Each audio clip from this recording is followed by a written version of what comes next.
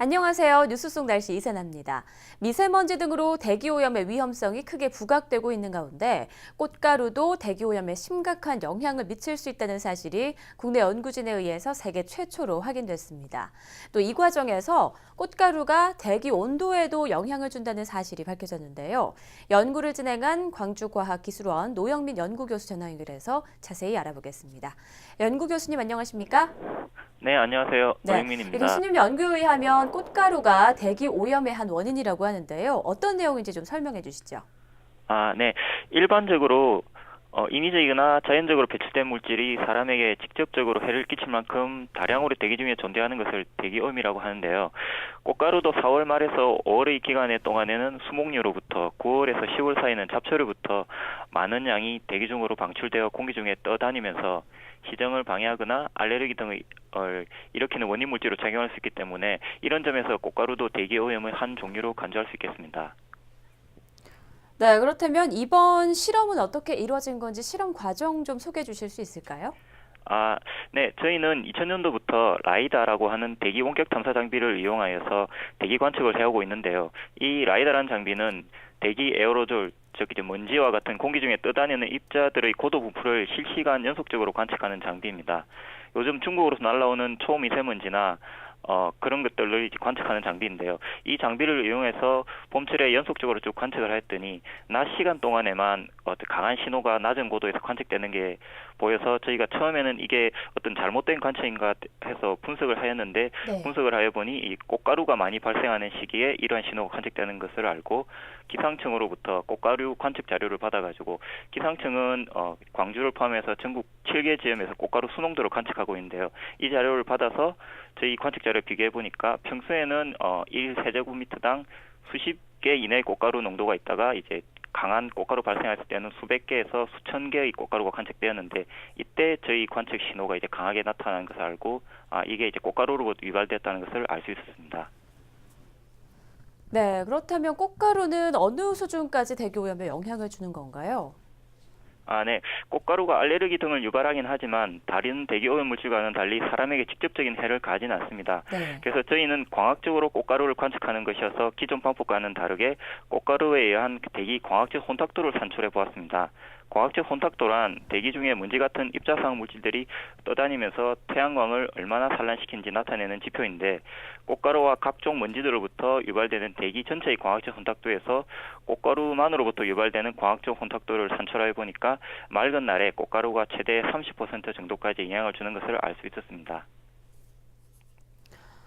네, 또 꽃가루가 대기에 어느 정도까지 올라갈 수 있는지 궁금합니다. 주로 어디에서 관측되고 또 시간대별로 관측되는 높이도 달라지는 건지 설명해 주시죠. 네, 라이다라는 관측 장비가 관측할 수 있는 최소의 관측 고도가 지표면에서 약 200m 정도의 높이부터 관측이 가능한데요. 꽃가루는 최소 관측 고도인 200m 이상에서는 밤 시간 동안에는 전혀 관측이 되지 않다가 오전 8시에서 9시경 해가 뜨고 나서 조금 있다부터 가장 낮은 고도인 200m 고도부터 관측되기 시작하여서 시간이 흐름에 따라서 고도가 점점 증가해서 낮 12시에서 2시 사이에는 한 1.5에서 2km의 높은 고도까지 확산됩니다.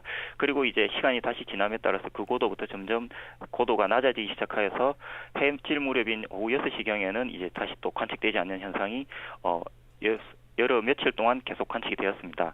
그래서 기상 조건과 비교해 보니까 해가 뜨면서 기온이 상승하게 되고 이 기온 상승으로 인해서 이제 어떠한 대기 중에 상승 기류가 형성되면은 이 상승 기류를 타고 꽃가루가 대기 중으로 확산된다는 것을 알 수 있었습니다. 네. 특히 사람들이 활동이 많은 시간대에 이 꽃가루가 더 확산이 되기 쉬운 거군요. 그런데 사실 예전에는 뭐 꽃가루 알레르기로 고생하는 분들 그렇게 많지 않았던 것 같은데 점점 늘어나는 추세를 보이고 있습니다. 꽃가루가 실제로 해마다 증가하고 있습니까?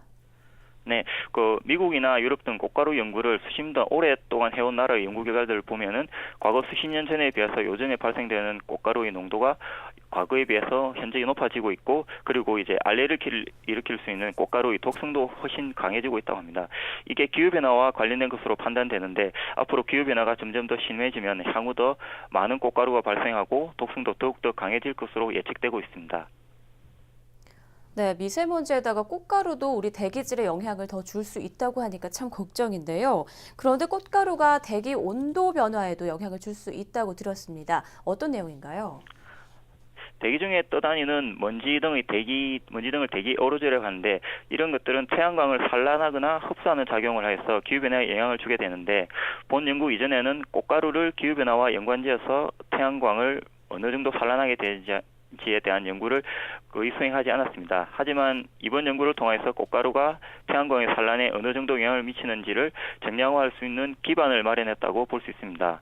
꽃가루 자체가 당시의 기온을 높이거나 낮추지는 않지만 많은 양의 꽃가루가 대기 중에 떠다니게 되면 태양으로부터 지구로는 태양빛을 꽃가루 입자가 만나면은 그 빛이 산란하게 되어서 지표면에 도달하는 빛의 양에 변화를 주게 되어서 장기적으로 보면은 지구 온도 변화에 영향을 줄 수 있는 것으로 판단됩니다. 네, 꽃가루가 이제 태양 산란에 영향을 미치면서 온도까지 영향을 줄 수 있다. 이런 말씀이신 것 같은데요. 그런데 북반구 산림 지역 같은 경우에는 이 고농도의 꽃가루가 배출되는 걸로 알고 있습니다. 결국 지구의 대기 온도 변화에도 영향을 미칠 수 있다는 얘기겠군요.